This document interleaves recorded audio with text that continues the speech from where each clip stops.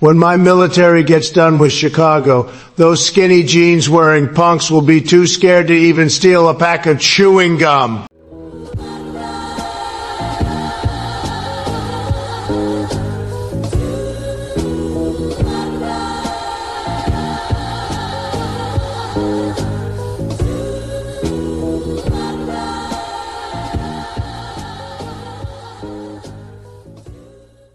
The gangs run the National Guard out of Chicago. In mid-August 2025, inside the Oval Office, the atmosphere was tense. Trump sat behind a resolute desk, folders of crime stats spread out like financial magazines. He flipped through them with impatient hands, his voice booming across the room. Chicago is out of control.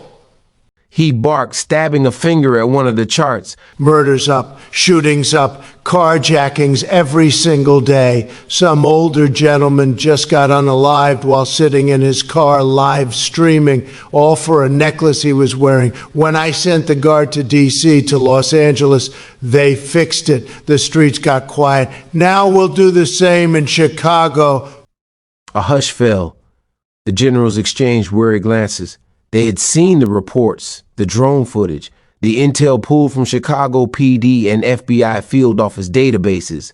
These weren't ordinary gangs anymore. They were hybrid armies. A few of the generals in fatigues and White House advisors in suits leaned forward, choosing their words carefully.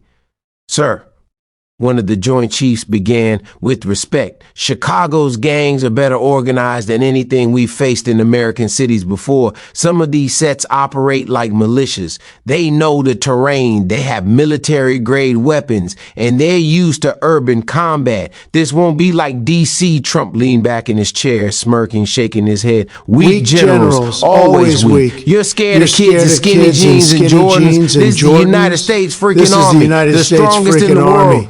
The strongest in the world. Fake news has you believing they're unstoppable. When fake news has you believing they're unstoppable. That's what I gave them in Los Angeles. That's what I gave them in Los Angeles. And that's what I'll give them in Chicago. D.C. And that's what I'll give them in Chicago. One advisor coughed nervously. Another tried to redirect. Mr. President, with all due respect, Chicago isn't just another city. The gangs control entire neighborhoods. They've made alliances. Even CPD can't fully contain them. If we move in without a plan...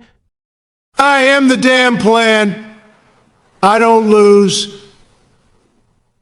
They'll see the tanks, the soldiers, the helicopters, they'll fold. They'll scatter like roaches. Watch. It'll be easy. The generals knew better, but Trump had made up his mind. He loved the spectacle of power, the image of strength, cameras rolling, soldiers marching. That was victory to him. That night, standing at a podium with the American flag behind him, Trump made the announcement live on national television. And my fellow Americans, the carnage in Chicago has gone on long enough. I am sending the National Guard into Chicago to restore law and order. We will not let gangs, thugs, and criminals run our streets. We will take back our city. We will win. Believe me. The broadcast was replayed instantly across the country. On Fox News, anchors praised the bold move. On CNN, analysts questioned the legality and warned of escalation. But in Chicago itself, the reaction was immediate and raw. Phones lit up. Instagram lives went live. Drill beats blasted under angry rants. YNs across the South and West Sides filmed themselves cocking rifles, showing off boxes of ammo, posting warnings straight into the camera. One young man in Inglewood leaned into the lens, his beard thick and dark on his lower face.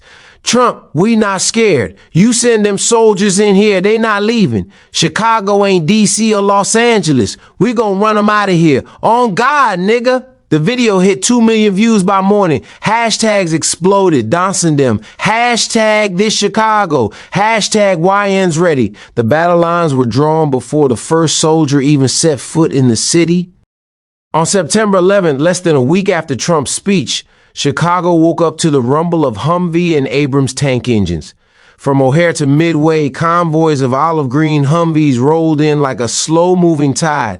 Military transports rumbled down the Dan Ryan Expressway, carrying soldiers in full combat gear. Helicopters hovered over the skyline, their shadows gliding across the glass towers of downtown before drifting toward the south and west sides.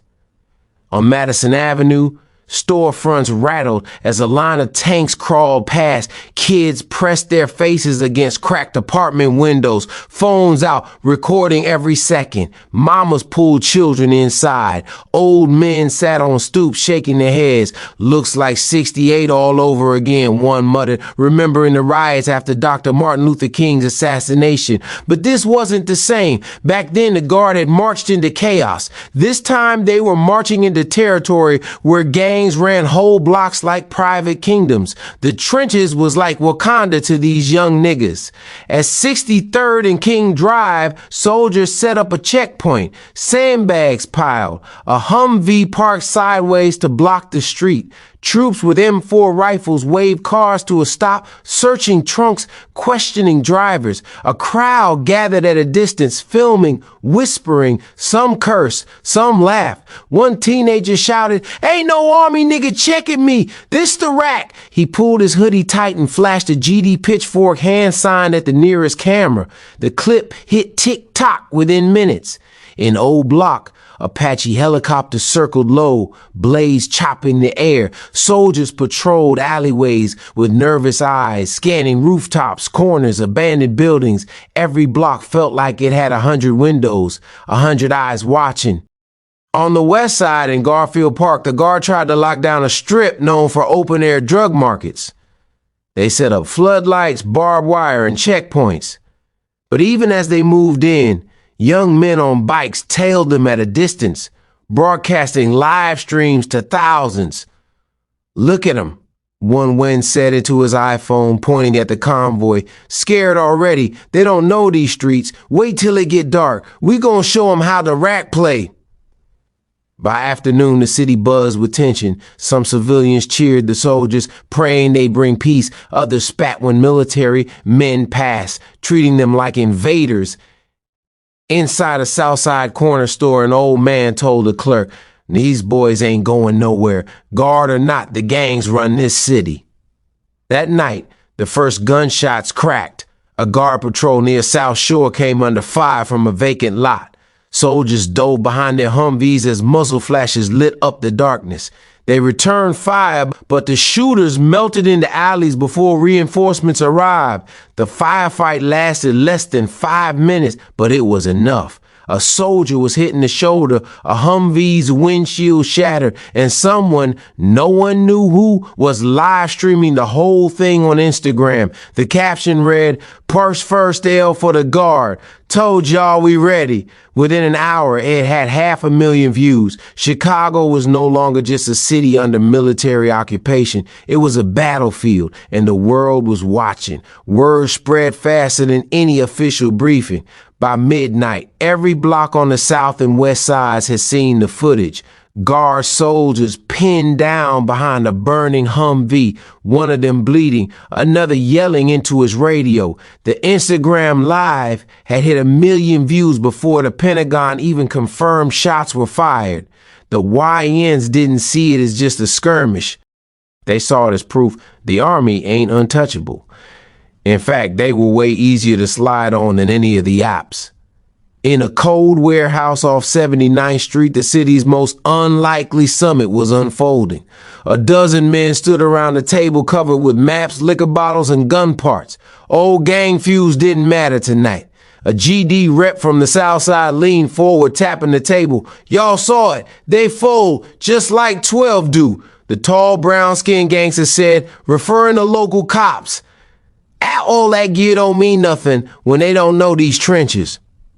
Across from him, a BD shot caller smirked. "It's on 63rd. We've been saying that. They not built for it. Only thing is, they got numbers, tanks, helicopters, and all that shit. If we stay having smoke with each other, they gon' win. But if we move like one unit," He spread his hands wide. We'll smash they pussy ass, bruh. A vice lord from the west side lit a fat wood stuffed with za.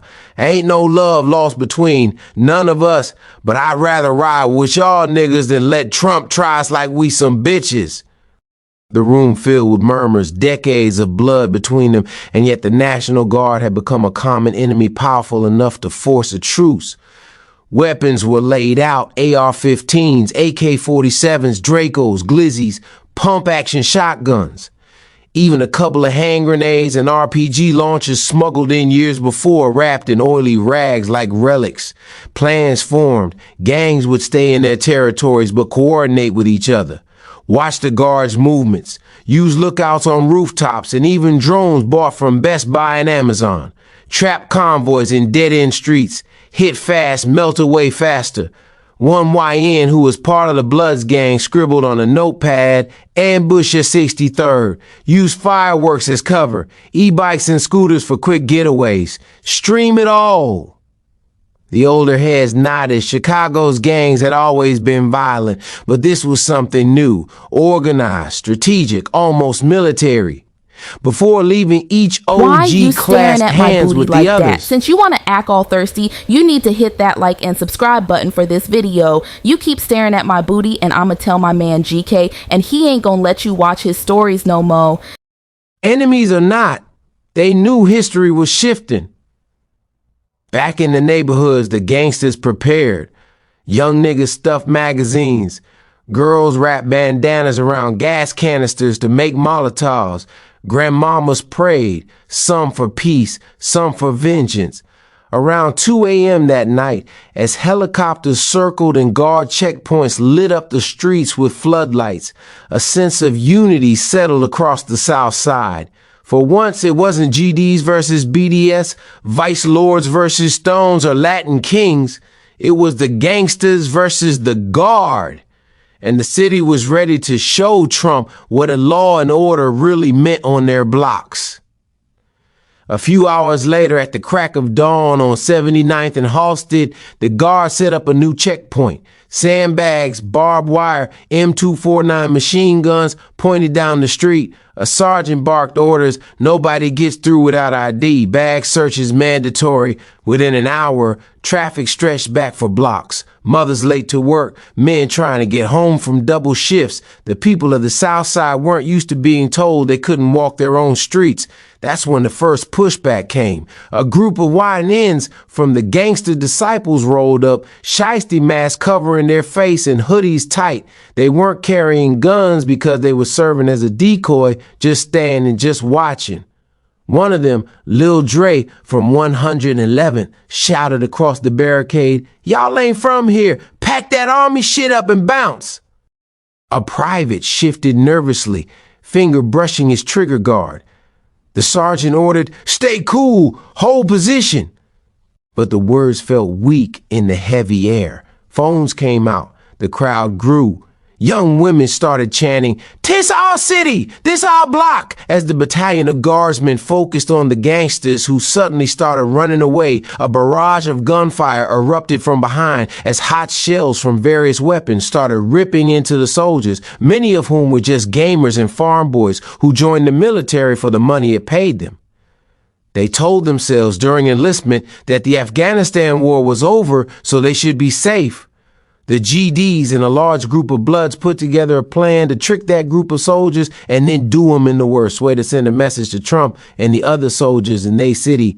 When the few remaining troops who survived the ambush were able to retreat and escape the area, finally making a report about the situation, blocks away, the generals had to report the casualties to Trump, who was currently on the 19th hole at some golf course in Virginia, sloshing back a few shots. A slightly inebriated Trump became so irate at the news that 17 guardsmen were ambushed and most in critical condition, if not already unalive. He was ready to pull out the nuclear football and wipe Chicago off of the map until the general spoke some sense into him, pointing out that there are far more innocent people there than there was gangbangers, and they wouldn't be able to distinguish friendlies from enemies. Several media outlets reposted posted the footage of the ambush that the gangsters streamed live in the original post, as well as the repost got tens of millions of views, sending many in the nation into a slight fright at how out of control things were turning. No less than 3 or 4 minutes after that carnage took place on the south side, more clashing happened on the west side with a set of Latin kings. As a battalion of soldiers moved down the street to take up position at a different location, rifles aimed outward, fingers twitching near the triggers, their commanders had warned them, expect resistance. But nothing in the manuals prepared them for Chicago. From a rooftop 3 blocks down, a teenager with a cracked iPhone whispered into his live stream, "Tay, nay coming, y'all see it? Whole block on lock." Thousands watched in real time, hearts racing with ears. The convoy hit King Drive. That's when the fireworks started. Loud bursts of red and green, July 4th style lights shot into the morning sky, exploding overhead. To the soldiers, it looked like a celebration, maybe even a distraction. But to the gangs, it was the signal. From both sides of the street, dirt bikes roared to life. Masked riders shot out of alleys, engines screaming, headlights off. They swarmed like hornets, weaving between Humvees, blickies, and sticks, flashing bullets. "Contact! Contact!" a young soldier from Idaho yelled, diving behind the hood of his vehicle. Bullets pinged off armor plating. A Molotov soared through the air and shattered against the windshield of the lead Humvee, flames licking upward. The street lit up in chaos. A gang member on a rooftop opened fire with an AK, his muzzle flash strobing against the night sky. Soldiers scrambled, returning fire blindly into the morning daylight. One Humvee tried to reverse but slammed into a Kia Telluride behind it, trapping the convoy. Another bike zipped past, its rider tossing a grenade into the street. The blast sent shockwaves down the block, shaking windows, rattling soldiers' helmets. In the chaos, one soldier dropped his rifle. The camera phones caught it instantly. Grainy footage of a U.S. soldier scrambling backward while a young shooter scooped up the weapon and sprinted into an alley. The video was online within minutes. Said, say running, 60-30, 60-30 ain't folding. By the time reinforcements arrived, the bikers had melted into the night. The rooftops were empty. Only smoke, shattered glass, and burning Humvees remained. 3 soldiers were down, 1 seriously wounded. 2 Humvees were stolen by the Latin kings, and the guard, the mighty guard, had been forced into retreat. Across Chicago, phones buzzed. In living rooms and corner stores, people replayed the videos over and over. Soldiers ducking, bikes swarming, fire in the sky. For the first time the unthinkable had happened. The gangs had stood toe-to-toe with the United States military and won the first round. In a cramped apartment on the south side, a BD with high rank grinned at his crew. "Told y'all, they not ready for us. This just the start." And somewhere in the Pentagon, a general stared at the footage in disbelief, whispering to himself, "God help us. They just ran the guard off 63rd. The air over the south side tasted like metal and diesel. Windows that hadn't been boarded in years now wore plywood like armor. Mothers clutched babies and prayed. Shopkeepers lifted their shutters with shaking hands and then locked them again. The rest of the guard regrouped and began moving over to where the violence had taken place, determined to show the thugs that they were no match for the U.S. military. Boots in straight lines, vehicles in calculated intervals, radios barking crisp commands. They remaining soldiers were a living picture of order. At their lead, uniforms glinted, faces set in the hard blankness of duty. For many watching from the curb, the sight was at once comforting and terrifying. From the rooftops and shadowed doorways, the city washed back. On a block between State and Calumet, a corner store's old neon sign fizzed. The owner, Mr. Rivera, sipped coffee inside while the TV above the counter looped the president's announcement. He didn't like the government. He didn't trust the gangs either. He only wanted his store intact. When a long, hollow boom rolled down the street, he knew his wish wouldn't be granted. A squad of BDs hit the guard first in ways the manual did not teach. It began small, a burst of noise, Fireworks at first, then closer, a single sharp crack that had nothing to do with celebration. Phones lit up with shaky footage. The clips moved faster than any brief. A cluster of winds on e-bikes broke away from a side street. A group of figures moved like shadows from alleys and stoops. They pressed forward not as chaos but as intent. Soldiers answered with controlled motions. Their training kept them from panicking, but training, however thorough, couldn't undo an instinct. Standing in a straight line on someone else's turf makes you visible. The street became a canvas of light and smoke. When something exploded, a trash can, a nearby car's engine, the air itself seemed to tear. Dust and ash fell, coating faces and camcorders. The sound telescoped, a staccato of small arms fire, a distant but bone-deep thump that might have been a larger blast, the high-pitched whine of rotor blades overhead. Amid the roar, individual human things stood out. A young private from Nebraska, no older than 19, kept his helmet pressed to his ear and barked coordinates into a radio, voice steady at first, and then a thread of fear slipped through. He knelt behind a vehicle and checked a comrade, fingers fumbling for a bandage. Across the street, a teenager with a White Sox baseball cap held his phone up and filmed with a grin that didn't reach his eyes. He kept one hand near his waistband because, grin or no grin, he knew the stakes. They collided, and then they spread. Skirmishes forming and folding back like tide against seawall. Men and women who'd long accepted a certain kind of violence now found it transformed and nationalized. Soldiers who had never been in a war before now stood in the same alleys where their grandparents had argued with landlords. The young gang members, some barely old enough to hold a job, found themselves in roles they'd always dramatized in rap videos and local myth. Sentinels of the block, protectors and avengers in one breath. The guard tried maneuvers. They pushed, they cleared, they signaled reinforcements. The reinforcements arrived, bodies piling out of vehicles, breath in the morning air. But the city had learned how to move fast. It knew how to melt into a door frame, vanish into a basement staircase, reappear blocks away. At one intersection, a single exchange lasted an hour, shouting, thunder, a sudden surreal hush where both sides paused to measure losses. Smoke rose from a smoldering car like a question mark against a gray sky. Casualties happened, not just numbers on a TV crawl, but people. An EMT who came out of a pharmacy to wrap a bandage and got pinned by shrapnel while the sirens wailed. A 30-something who'd never fired a weapon before, who now sat on a stoop with shaking hands because he'd seen a friend fall. A private who stitched up the hem of his sleeve where blood had soaked through after several rounds from a Draco, literally severed his arm off at the bicep. The anguish threaded through neighborhoods like a wire, and yet there were surprising tendernesses. A woman on a third-floor balcony threw down water bottles tied in a plastic bag to a cluster of exhausted soldiers and muttered, "Drink?" A young woman in a hoodie stepped in front of a soldier, arguing ferociously enough that the panicky private raised his weapon and almost squeezed the trigger. A veteran from the neighborhood, scarred old, stepped into the melee and barked at the combatants, "Stop! This ain't no movie!" Some listened to him because the deadliest weapon in the city was always the memory of what it did to people. By midday, both sides stepped back to assess.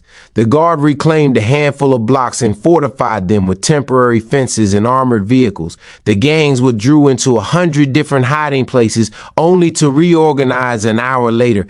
In the markets and barber shops and courtrooms, people traded reports like currency, who'd held where, which soldier was missing a leg, which gangbanger had a bullet put in his head, and more. The city's media spun its own narratives, some loud, some hush. Cable anchors debated the president's decision like theologians. Social feeds exploded with clips, each edited to feel like proof. Street reporters shouted into microphones with a mix of adrenaline and dread. Their lives were now part of the story they were paid to tell.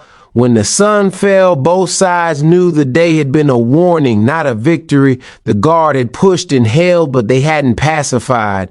The gangs had struck hard enough to remind Washington and the nation that Chicago's problems weren't merely law and order metrics to be silenced by troops. At a church on the corner of a battered block, people gathered with candles. Some prayed for peace, some for retribution, some for an end to hunger and neglect that had birthed the conflict. That night, the city slept in shifts.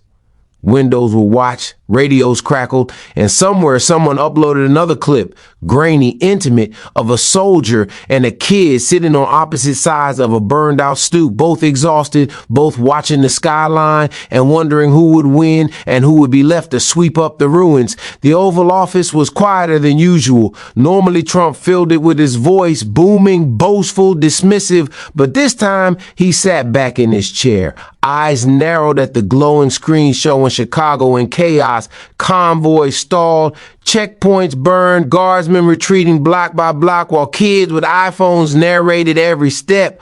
The general stood stiff, caps tucked under arms. One cleared his throat. Mr. President, respectfully, this isn't a battlefield. These are neighborhoods. These young men know every alley, every cut through, every rooftop. Our lines are exposed. The guard is exhausted. Sir, if we keep pushing into the city, we'll lose control completely.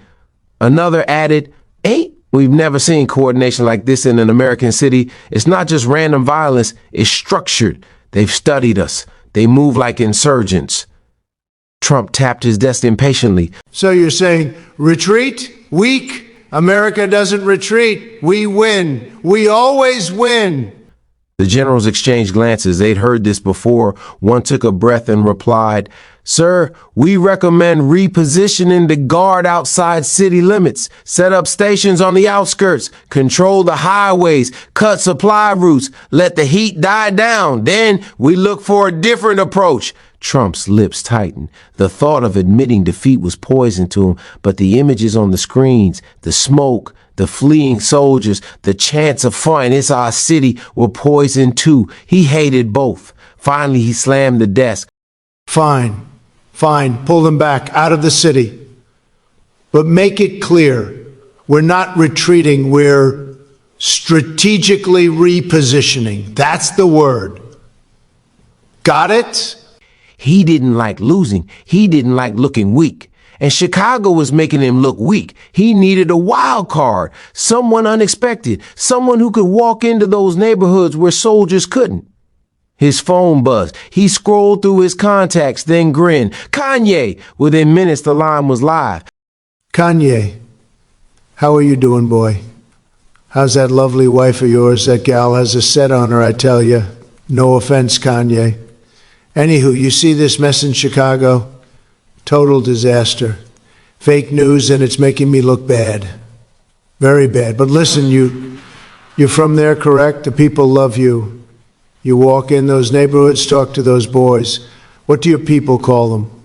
YNs. Tell those boys Trump's trying to help them, not hurt them. You're the hero, Kanye. Maybe save some lives. Tremendous opportunity. There was a pause on the other end. Then Kanye's voice, calm but laced with curiosity. Hey, what's up, Donald? Me and Bianca are doing okay. I saw what's going on in my hometown, and that's so cray. Now, you want me to go in there and talk to them young boys? I don't know about that, sir. I ain't really never been no hood dude like that, so they probably won't even listen to your boy. I seen where you gave NBA, Young Boy and Larry Hoover pardons, which shows that you fuck with the street. So I suggest you get that boy Lil Durk's charges dropped and make him go out there and talk to them youngins. They'll listen to him before they would me. Come on, Kanye! I can't do that! MAGA is already looking at me sideways for those 2 pardons. To those guys, I'm just as racist as they are, so I can't keep pardoning you people. I tell you what I'll do. I'll get rid of JD and make you my VP. This way, in 2028, you can run again and get into the White House.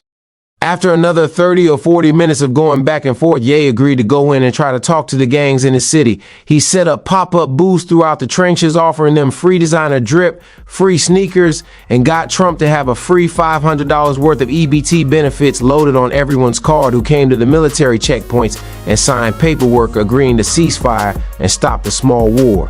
Now, as to whether Trump kept his end of the bargain by making Ye his vice president remains to be seen.